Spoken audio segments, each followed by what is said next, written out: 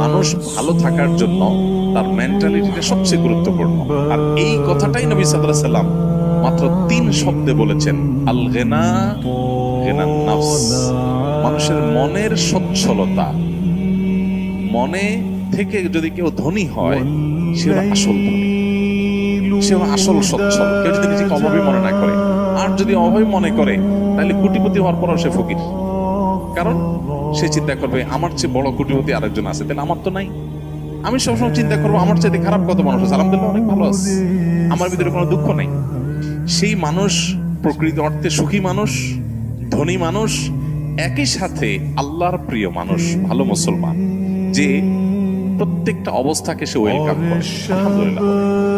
দুনিয়াতে সবকিছু যদি মন মতো হয়, তাহলে এটা তো জান্নাত হয়ে যাবে। সবকিছু মন মতো হবে না। অনেকে দেখবেন অমুকে আমার সাথে এটা কিভাবে করলো, কিভাবে এটা বলতে পারলো, এই কথাটা সে কেমনে বলতে পারলো, আমি মেলাতে পারতেছি না। কেন, এটা আশ্চর্যের কি আছে?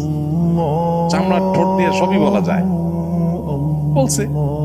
বুঝলেন, এটা তো আমি আশা করি না। তা আপনি যা আশা করবেন সব তার মন মতোই যদি হয়, তাহলে তো জান্নাত হয়ে যাবে। আপনার আশার বিপরীত কিছু হবে দেখেই তো দুনিয়া। না না, সে কিভাবে এটা আমারে বলতে পারলো, আমার মাথায় ধরতেছে না। কেমনে এটা বলতে পারলো? আরে কেমনে বলতে পারলো, আমি তো বলতে পারবো আপনাকে, কোনো ব্যাপার না তো। সবকিছুকে ইজিলি নেওয়া, এটা হলো মানুষের দুঃখ দুর্দশা দূরের প্রধান মাধ্যম, প্রধান উপায়।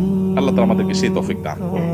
আমরা অনেকে আছি যে কোন প্রকার বিপদ আপদ হলে আমরা ধৈর্য ধারণ করতে পারি না। ভাই, সবরটা কখন করবেন? তাহলে আপনার মনের বিরুদ্ধে হবে, চাওয়ার বিরুদ্ধে হবে, আশা যা করছেন তার উল্টাটা হবে। আপনার সাথে পড়ালেখা করে অনেক ভালো আছে, আপনি সাথে থাকবেন না, এখানে তো সবর, এখানে তো সবরের প্রশ্ন আসবে। সবরটা কোথায় করবেন তাহলে, সবই যদি মন মতো হয়? তো এই জন্য এই বিষয়গুলোর জন্য আমাদের মানসিকতার পরিবর্তনটা হলো সবচেয়ে গুরুত্বপূর্ণ বিষয়। বহু মানুষ আছে যে দুনিয়াতে তাদের সবকিছু চাই, সবকিছু চাই বাস, আর অন্যের সাথে কম্পেয়ার করা এবং অন্যের কাছে আশা করা।